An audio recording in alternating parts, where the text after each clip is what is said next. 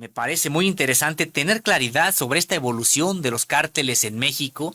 Ya no se trata de aquellos cárteles surgidos en las décadas de los 70s, 80s. Por supuesto, hay antecedentes previos, pero cuando se constituyen como cárteles ya que empiezan a modernizarse, son en las décadas de 1970, 1980.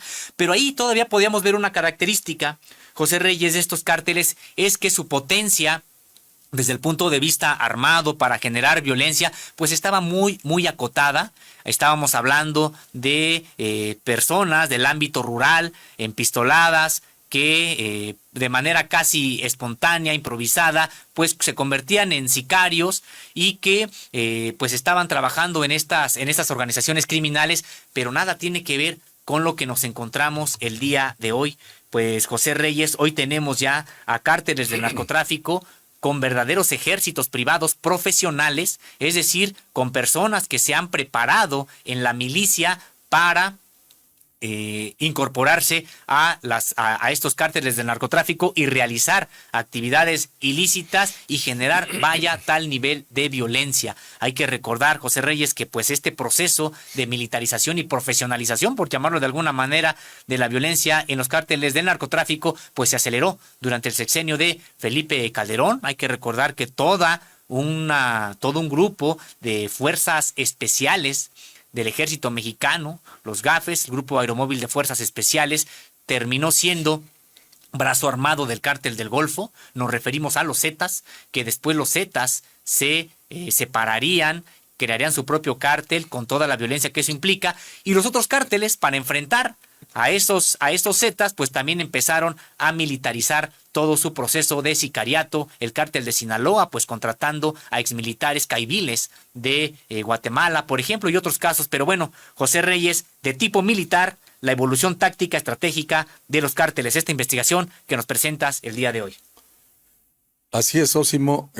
Encontramos un documento publicado por Insigne Crim, una organización que se dedica al análisis de el crimen organizado y la seguridad nacional en América Latina, que en esencia refleja pues el pensamiento de analistas del Centro Small War Journal, un centro de análisis de las guerras de guerrillas e insurgencias criminales de América Latina, quienes sostienen cómo pues explican cómo se ha dado esta evolución táctica, estratégica, militar de los cárteles mexicanos. Hay que recordar que apenas hace algunos días comentábamos aquí cómo en el caso del cártel Jalisco Nueva Generación tiene su propio ejército privado, que son los Queens, dedicados básicamente a enfrentar a las fuerzas del orden y a los grupos opositores.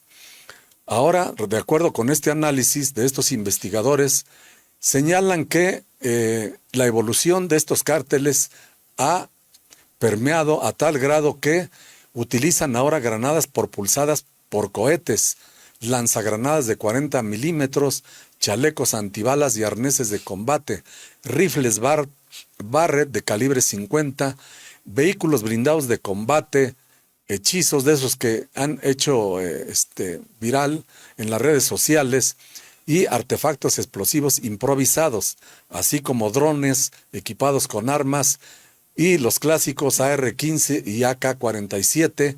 Todo esto pues indica cómo los cárteles de México, como lo ha señalado Sósimo, los principales, Jalisco, Sinaloa, Golfo, entre otros, pues se preparan ya para quizás pasar a la fase siguiente, que sería pues dependiendo de la evolución en la siguiente etapa de su desarrollo, quizás lleguen a tener, lo cual veo difícil, por supuesto, tanques, helicópteros y otro tipo de armamento. Ahorita, de acuerdo con el análisis que hacen estos analistas, esta artillería de tipo militar con que cuentan las organizaciones criminales ha sido utilizada para enfrentar a las fuerzas del orden y grupos antagónicos en disputas por las plazas en algunas regiones del territorio nacional, como señalan Robert J. Bunker y John P. Sullivan, fundadores del Centro Small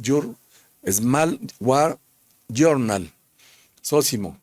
Pues sí, José Reyes, pues esperemos que no tengan acceso a este tipo de armamento. Qué peligroso sería que tuvieran acceso, por ejemplo, hay estas armas llamadas minigun que tienen la capacidad de penetrar concreto, por ejemplo, que sí, por supuesto, las Fuerzas Armadas mexicanas tienen este tipo de armamento. Vimos incluso algunas de las ejecuciones, prácticamente habría que llamarlas así, realizadas por la Marina en el sexenio de Enrique Peña Nieto y también en el de Felipe Calderón contra algunos líderes del narcotráfico a los que llegaron a sus domicilios y utilizando mediante un helicóptero una minigón, pues vimos cómo destrozaron esa casa e incluso alcanzaron también a vehículos de civiles que de manera desafortunada transitaban por el lugar. Esperemos que nunca tengan acceso a este tipo de armas los cárteles del narcotráfico, pero José Reyes, pues no será precisamente en esta carrera armamentista como pueda ganarles a los integrantes de la delincuencia organizada. Es un asunto de inteligencia y también es un asunto de cambiar las condiciones sociales, socioeconómicas, para irles restando la capacidad que tienen, es decir, ¿de dónde le viene esa capacidad de narcotráfico de fuego? Pues de sus ganancias, de su preponderancia económica. ¿Y cómo se le quita la preponderancia económica? Pues sí, con labores de inteligencia, pero sí también con una política decidida que de manera desafortunada no nada más implicaría a México, sino a Estados Unidos, porque este país no quiere hacerlo, pero tendrá que ser una política sanitaria, pues para que tengan menor demanda de drogas ilegales allá en Estados Unidos y con eso en realidad se le puede ir quitando el poder al narcotráfico, José Reyes. Así es, de acuerdo con el análisis en comento, Sósimo, mientras los cárteles muestran diversos videos grabados con celulares y publicados en línea, donde muestran sus batallas rudimentarias con narcotanques en algunas regiones y plazas más disputadas del país, han utilizado artefactos explosivos improvisados, IED por sus siglas en inglés, generalmente a manera de mensajes amenazantes, así como carros bomba antipersona, diferentes a los detonados con grandes cargamentos de explosivos para afectar la infraestructura, como los que se utilizaban en Colombia a finales de la década de 1980 y principios de 1990. Estos factores, señalan Bunker y Sullivan, explican que la adaptación e innovación táctica de los cárteles mexicanos es resultado de múltiples elementos. Se trata, pues, de factores que pueden ser de carácter tecnológico, por ejemplo, nuevas armas, o no tecnológico, como la creación de nuevas alianzas, nuevas prácticas organizacionales, tácticas, técnicas y procedimientos, TTP, en inglés, no tradicionales, nuevas prácticas de marketing e incluso la misma fragmentación organizacional. Así como la evolución táctica les ha permitido a estos grupos criminales obtener ventajas sobre sus rivales, acumular poder y control territorial, aumentar ganancias y mejorar capacidades de supervivencia. Todos estos factores de carácter táctico, pero cuya interacción tanto con rivales como con aliados es clave para dar a conocer, pues, nuevas tácticas y prácticas. Esto se ha observado, Sósimo, básicamente como en algunos casos el cártel Jalisco Nueva Generación, por ejemplo, ha desplazado al cártel de Santa Rosa de Lima, y el cártel, también este mismo cártel, ha desplazado prácticamente ya al cártel de los Arellano Félix y ha constituido el cártel Tijuana Nueva Generación, sustentado también en este poderío armamentístico, organizacional, pues, y de trasiego de drogas en esta guerra interminable por el control del mercado de estupefacientes, Sósimo. Así es, y es que no está de más, José Reyes, pues hacer énfasis en el tipo de armamento que ahora tienen este tipo de cárteles. Decíamos que para nada se parece al de la década de los 70, de los 80, incluso de los 90, y no por el desarrollo siquiera tecnológico, sino porque para estos grupos era inalcanzable obtener armamento de tipo militar. Ahora tienen esa posibilidad de contar con armamento de tipo militar y hay que insistir en ello. Tienen la posibilidad de tener granadas propulsadas por cohetes, lanzagranadas de 40 milímetros, además de los chalecos antibales y arneses de combate, es decir, no cualquier tipo también de arnés, rifles Barrett, calibre 50, vehículos blindados de combate y artefactos explosivos improvisados, también drones que equipan con armas. Y por supuesto, el acceso, como bien comentabas hace un momento, a los fusiles de asalto, a R-15, AK-47, UCIs, es decir, una serie de capacidades que han tenido que son de corte militar y que no lo tenían hace algún tiempo. Esto ha generado también una respuesta, José Reyes, y adaptación de las propias Fuerzas Armadas y de las instancias del Estado mexicano.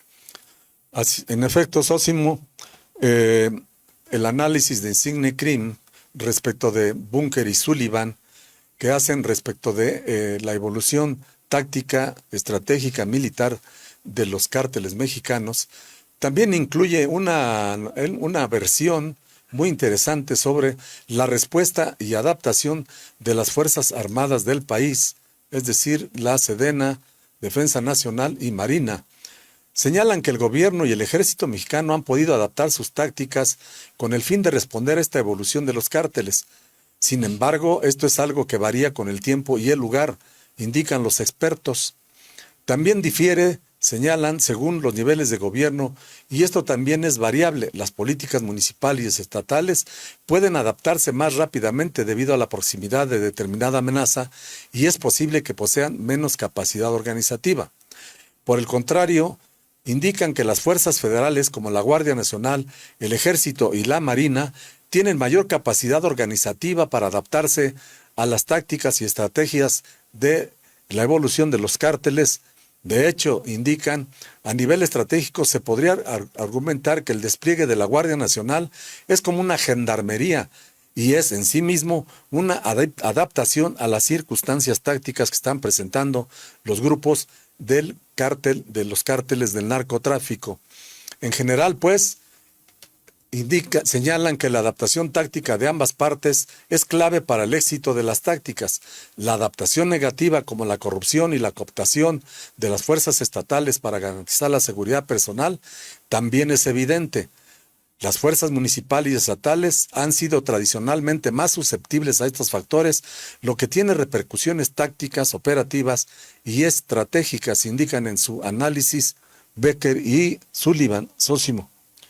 Sí, y habría que preguntarnos, José Reyes, pues ¿de dónde obtienen estas armas, estas organizaciones criminales? ¿Cómo es posible que hayan logrado obtener armas de tipo militar? Porque una es el propio entrenamiento que, como hemos comentado ya hace un momento, pues este entrenamiento se ha nutrido de ex militares, tanto mexicanos como de otros países que han pasado a formar parte de los cárteles del narcotráfico desde hace ya varios años y que, bueno, pues ellos podrían saber operar las armas y así como hemos escuchado que dicen, podríamos tener las armas, pero si no se saben utilizar, pues no sirven para nada. También podríamos decir, tienen al personal calificado para ello, pero si no tuvieran las armas, pues tampoco les serviría para nada. Aquí se han conjuntado las dos cosas.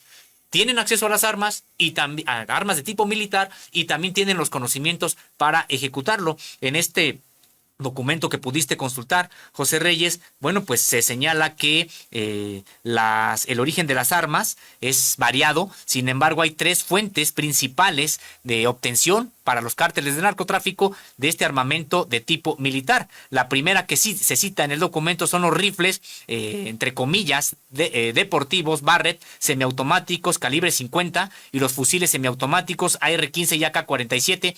Estos, ojo, que son comprados por intermediarios en Estados Unidos para luego ser contrabandeados en México. Estos rifles de carácter civil pueden ser modificados para elaborar modelos de alta capacidad de fuego. De ahí el interés de México, que ha incluso llevado a demandar ya 2 denuncias a las armamentistas estadounidenses que con total displicencia, sin ningún tipo de control e irresponsabilidad, pues venden armas que terminan nutriendo a los cárteles del narcotráfico en México. La segunda fuente que se señala en el documento, que también prácticamente ya ha sido agotada, son saqueos a los armamentos militares centroamericanos y armas que provienen de todo el mundo. Este armamento, como las GPC y otras armas antitanques, lanzagranadas y ametralladoras de mediano y alto peso, son verdaderas armas de infantería de grado militar que están sueltas en el mundo. Y podríamos decir que aquí también tiene responsabilidad, incluso Estados Unidos, porque aunque provengan de otros países, generalmente el origen de estas armas primigenio es Estados Unidos, a veces también Rusia, por supuesto, y que terminan en conflictos armados provocados por las grandes potencias, armando a una gran cantidad de grupos irregulares, y que esas armas pues ya finalmente no tienen un destino claro y terminan incluso también en México. Y la tercera fuente proviene del propio país, de aquí, de México, y la constituyen funcionarios políticos y militares que a través de varios años pues han venido corrompiéndose y han otorgado, vendido, entregado armas a también los grupos del crimen organizado, Reyes. En efecto, Sósimo, los analistas indican que la instalación de trincheras y el uso de bloqueos en regiones, por ejemplo, como Michoacán y Guanajuato, cambia y varía dependiendo de las fases de las operaciones, el terreno y los actores involucrados. Además, a menudo se trata de acciones tácticas y no operativas. Estas tácticas, estrategias militares se utilizan para obstaculizar líneas de comunicación, el acceso a la policía, la Guardia Nacional y las fuerzas militares y navales y la movilidad de estas instituciones, canalizar las respuestas, es decir, facilitar las emboscadas o posibilitar las fugas. Las trincheras suelen ser transitorias y son similares a los narcobloqueos, barricadas hechas con escombros y vehículos en llamas, usadas generalmente en entornos urbanos. Los grupos criminales emplean narcotanques por su utilidad. Es tanto simbólica, señalan los analistas. Se trata de demostrar destreza como instrumental, es decir, proveer un medio de protección y movilidad a los combatientes. También los narcotanques hechizos se utilizan principalmente en enfrentamientos entre cárteles en zonas donde estos luchan por el control territorial.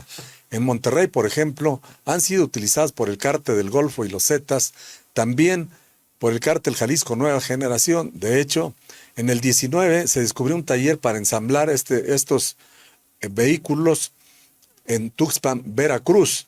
Y, por supuesto, se han utilizado en Michoacán, donde el cártel de Sinaloa los ha utilizado en Culiacán para enfrentar a las fuerzas gubernamentales en 2019 durante la frustrada captura de Ovidio Guzmán López. Sósimo. Pues interesante todo este registro que se ha podido documentar, no nada más señalar, pues hay enfrentamientos, ¿no? Sino también qué capacidades son las que tienen. En Michoacán ya habías hecho alusión, también ahí en Michoacán, de acuerdo con el documento al que tuviste acceso, los narcotanques han sido utilizados por el Cártel Jalisco Nueva Generación y Cárteles Unidos para demostrar su presencia y en enfrentamientos armados entre grupos. También han contribuido al uso de trincheras antinarcotanques por parte de los Viagras, Cárteles Unidos y autodefensas comunitarias locales, con el fin de estropear los narcotanques y camiones monstruo del Cártel Jalisco Nueva Generación, así como otros vehículos del grupo, como vehículos no blindados y camiones con elementos de infantería integrados. Su uso se ha limitado al tiempo que duran las ofensivas del Cártel Jalisco Nueva Generación, es decir, solamente se han utilizado en estos momentos. Qué bueno que está identificado toda esta parte, porque pues es de advertirse que en algún momento, esperemos que no suceda así, que sí se le sigan minando las capacidades para que no en algún momento tiendan a utilizarlos en contra de la población. El uso de narcotanques como trincheras antinarcotanques suele ser en el corto plazo, lo que ofrece una ventaja táctica durante operaciones prolongadas, pero de poco beneficio operativo o estratégico a largo plazo, José Reyes.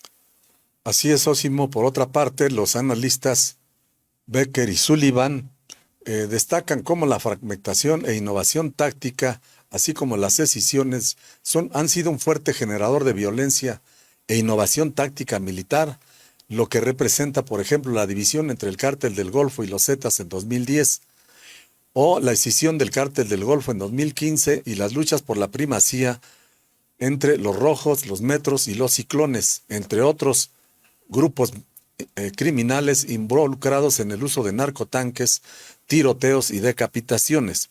Después, en el 2018, indica estos analistas, surgieron indicios de que el Cártel del Golfo poseía minas antipersona en Tamaulipas y más recientemente, en el 2020, el uso de búnkeres subterráneos por parte del Cártel del Golfo, muy probablemente por los Escorpiones cerca de Reynosa y Tamaulipas. La fragmentación y escisiones son generadoras de innovación táctica, o bien se benefician de ella. Señalan, el proceso de fragmentación es esencialmente la lucha por el poder. Es una competencia que suele ser violenta y los grupos recurren a esta violencia extrema para demostrar destreza y eliminar a sus rivales. Por lo tanto, la expresión táctica de esa violencia suele ser brutal, gráfica y caracterizada como barbarización por los analistas. Los nuevos grupos disidentes a menudo se llevan consigo las habilidades, las tácticas, estrategias y militares y las preferencias tácticas aprendidas en su antigua organización. Esto conduce a la transmisión de las tácticas y estrategias que han sido probadas en el tiempo, así como a la proliferación de habilidades de tráfico entre nuevos grupos. Es decir, ocasionalmente estos nuevos grupos adoptan tácticas novedosas, no tradicionales, con el fin de obtener una mayor parte de los mercados ilícitos. Otras veces buscan nuevas oportunidades, como el microtráfico en los mercados mexicanos locales, la adopción de nuevos productos como el fentanilo o la adquisición de armas nuevas como los drones equipados con armas. Ósimo. Interesante esta advertencia que realizan, cómo cada fragmentación pues incluso no viene a debilitar al mercado y al grueso del narcotráfico como bloque en México, sino que pues prácticamente viene a diseminar, a seguir difundiendo estas prácticas, estrategias, este conocimiento militar aprendido y empieza a ser practicado por otras organizaciones, por las nuevas disidencias. Es decir, no se acaba este tipo de conocimiento, se va transmitiendo entre estas organizaciones, y también se refiere este documento a que no es una evolución solamente de tipo militar, es decir, en cuanto a tecnología, el acceso a armas, sino también organizativo, y tiene que ver con que han ido perfeccionando, entre comillas, esta propaganda y las relaciones públicas que realizan también estos cárteles, que finalmente hay que reconocerlo, pues son empresas capitalistas, expoliadoras, delincuenciales, pero bastante exitosas. Los cárteles, incluido el Jalisco Nueva Generación, utilizan permanentemente estrategias propagandísticas y diversas narrativas, como la de los bandidos sociales o la de Robin Hood. Ahí vemos al cártel Jalisco Nueva Generación. Recuerdo, José Reyes, cuando la pandemia de COVID-19, en unos periodos muy importantes de confinamiento, que salía a repartir despensas a la población supuestamente para ayudarla, migajas que solamente repartía esta organización criminal que buscaba la protección o contar con una autoridad moral frente a determinados grupos sociales. Estas a veces son burdas, dice el propio documento, y torpes, como cuando fue, decíamos, durante la pandemia de COVID-19. A medida que el cártel Jalisco Nueva Generación adquiere más dominio, entra en conflicto con el gobierno, lo que está obligando al cártel a recurrir a este tipo de comunicación estratégica. La estrategia de relaciones públicas de mostrar a miembros del cártel con el rostro descubierto significa que el cártel Jalisco Nueva Generación no teme a los enjuiciamientos ni a los ataques por parte del gobierno. Eso da cuenta de la impunidad implícita de la que goza el cártel todavía, José Reyes. Así es, Ósimo.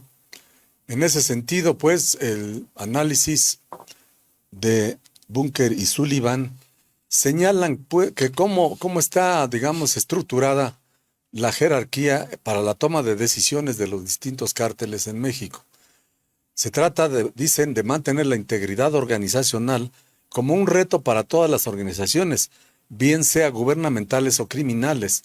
La estructura, por ejemplo, en red del cártel de Sinaloa y del Jalisco Nueva Generación, beneficia a esa autoridad estratégica para la toma de decisiones, pero también la complica. En primer lugar, explican que los grupos criminales en red no son entidades unitarias, sino que suelen estar compuestos por bandas y células que tienen vínculos laxos con la gran estructura del cártel, como ya lo explicábamos hace algunos días en el caso del Jalisco Nueva Generación. El control suele darse por beneficio mutuo, influencia personal o castigo violento cuando los integrantes o subordinados actúan en contra de los dictados del cártel.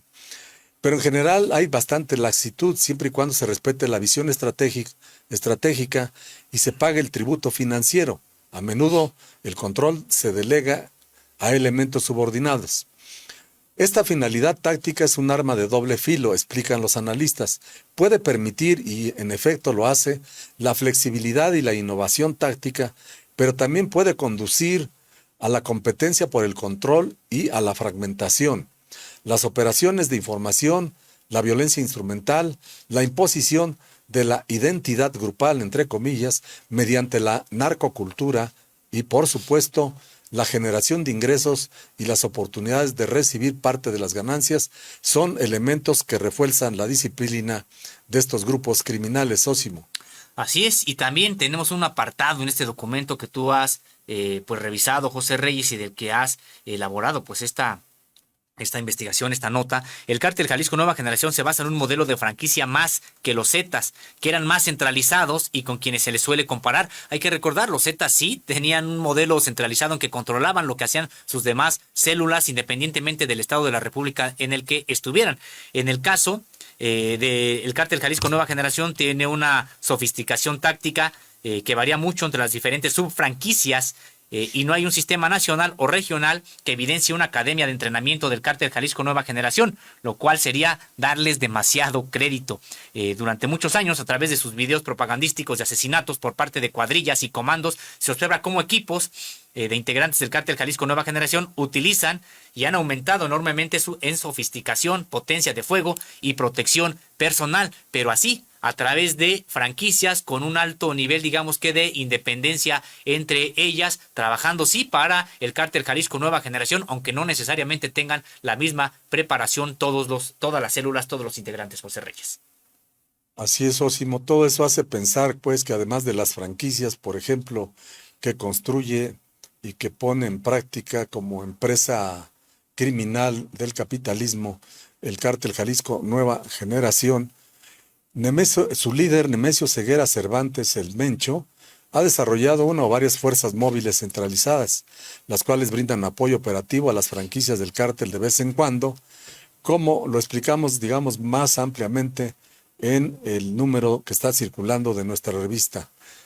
Estas unidades, pues, dicen los analistas Bunker y Sullivan, estarían mucho mejor entrenadas que los integrantes rasos de las franquicias y permitirían una mayor concentración de fuerzas del cártel Jalisco contra las pandillas y cárteles que están a la defensa de sus territorios, así como contra las autodefensas. Aún así, esta capacidad no está tan evolucionada como la del cártel del Golfo y luego solo de los Zetas, que tenían unidades de comando y control e inteligencia muy avanzadas y por lo tanto podían cambiar las reservas estratégicas móviles en sus territorios. Aún así, el creciente poder del Jalisco Nueva Generación es causa de preocupación del gobierno.